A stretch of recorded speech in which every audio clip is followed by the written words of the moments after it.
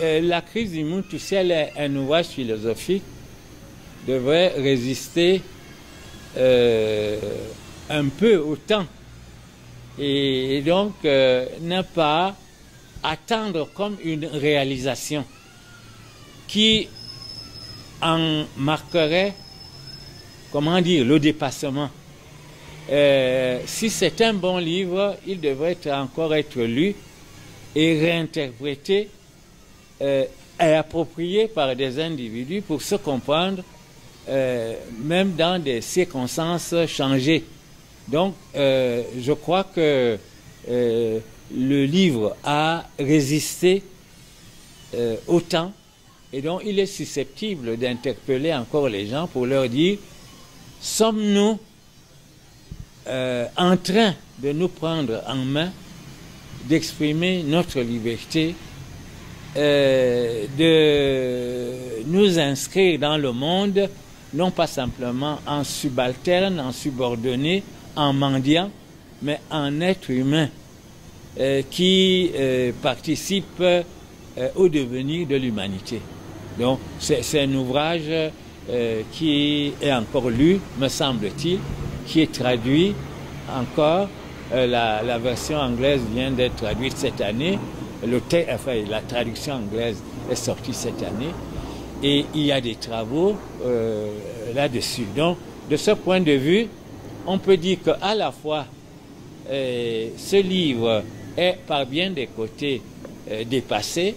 Peut-être on ne l'écrirait plus dans les mêmes termes, mais il est aussi d'une actualité pour ceux qui savent le reprendre à leur propre compte activement et montrer ce qui est peut-être dépassé, mais ce qui est encore actif et utile à qui veut prendre conscience, une conscience critique de sa situation dans le monde d'aujourd'hui.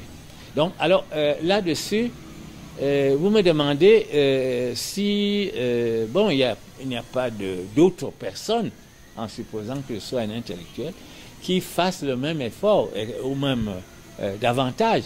Est-ce que je peux donner des noms? On veut des noms. Je dirais que, premièrement, le livre, quand un livre est bon, il s'est fait en discussion, dans un milieu de discussion, même si on n'est pas allé discuter verbalement avec les individus. On a tenu compte de ce qui s'agitait dans la société passante de l'époque. On a répondu à des objections, on en a inventé préventivement d'autres. Donc, c'est un travail qui est toujours, en quelque sorte, un travail collectif, même s'il est fait par des individus. L'idéal philosophique, entre guillemets, c'est d'être tout seul, ensemble avec les autres. On n'est pas tout seul et on n'a pas la vérité tout seul contre tout le monde. Et ça ne serait pas la vérité, mais c'est pas parce qu'on s'immerge dans la foule, dans la masse, qu'on a la vérité. Vous voyez, c'est une dialectique que Merleau-Ponty a bien expliqué. On ne va pas la vérité tout seul parce que ça ne serait pas la vérité. C'est pas la vérité individuelle qui est quelque part qu'il faut à tout prix chercher pour son salut individuel. Mais en même temps, on ne le fait donc pas contre tout le monde. Mais on ne le fait pas non plus contre soi-même en se dissolvant dans la masse, en étant le porte-voix ou le porte-parole de la foule. Voilà, donc, et c'est pourquoi je ne pense pas que je puisse m'imaginer faire des choses qu'aucun autre ne ferait dans notre contexte. Et donc, je n'ai pas à donner des noms, parce que une des exigences d'un certain type de pensée, c'est à la fois d'être attentif aux autres, mais d'être aussi un peu solitaire. C'est-à-dire de ne pas penser uniquement contre les autres ou en commentaire des autres. Sinon, bon, on risque d'être superficiel. Vous interviewez un vieillard, il faut vous attendre à ce qu'il radote et qu'il vous répète les mêmes choses. Ce que j'ai dit de mille manières et écrit, c'est que ce sont des autres qui vous reconnaissent comme intellectuel. Et ils vous reconnaissent comme intellectuel, non pas du fait d'un diplôme, mais du fait de la stimulation que vous apportez à leur vie intellectuelle. Et d'autre part, être intellectuel peut revêtir beaucoup d'aspects. Ma prédilection va pour l'intellectuel commun, celui qui vit comme vous et moi et qui prend en charge les problèmes du commun et qui le fait avec les autres. Les intellectuels communs, j'en vois un exemple, une figure dans Alioune Diop. Alioune Diop a un itinéraire personnel, mais en même temps, il se met au service des aspirations communes des Africains au passage de l'indépendance, n'est-ce pas? Et il le fait non pas en concentrant les choses sur lui-même, sur son œuvre, il renonce presque à écrire. Il écrit de très bons éditoriaux qui sont stimulants jusqu'à aujourd'hui pour nous, mais il fait, comment dire, éclore d'autres intelligences, d'autres individus.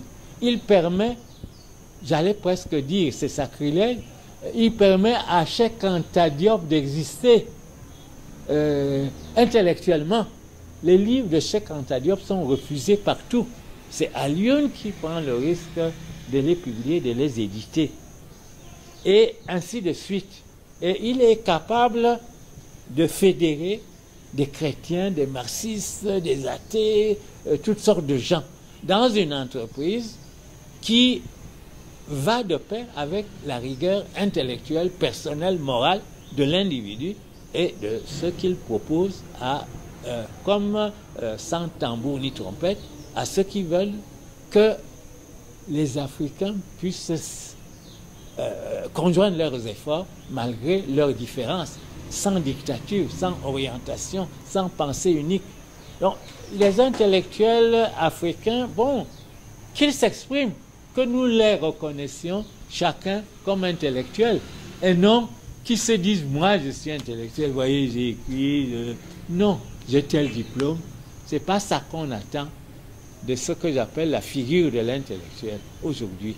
Donc, une des erreurs contre-productives éminemment serait de dire, étant donné ma définition des intellectuels, bien sûr, moi-même je suis intellectuel, sont aussi intellectuels, intellectuels. Non, c'est un jeu stérile dont les Camerounais sont un peu, comment dire, des champions. Donc, il faut combattre ceci, non pas par des discours, mais en montrant que l'intelligence est une valeur. Et donc, ça se choisit et ça se mérite. Ce n'est pas quelque chose qu'on vous confère de l'extérieur. C'est une valeur. Et il faut l'imposer comme valeur.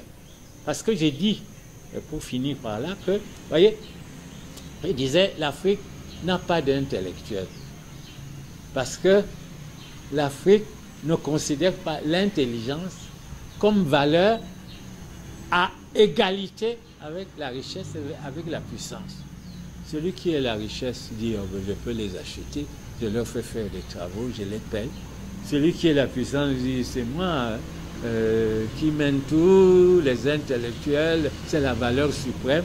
Non, il n'y a pas une valeur unique suprême. C'est ça l'humanité. On est homme si à la fois on conjoint l'intelligence, la richesse, la puissance, la force et la capacité de mener, de permettre à un groupe de vivre au niveau de son humanité. Voilà.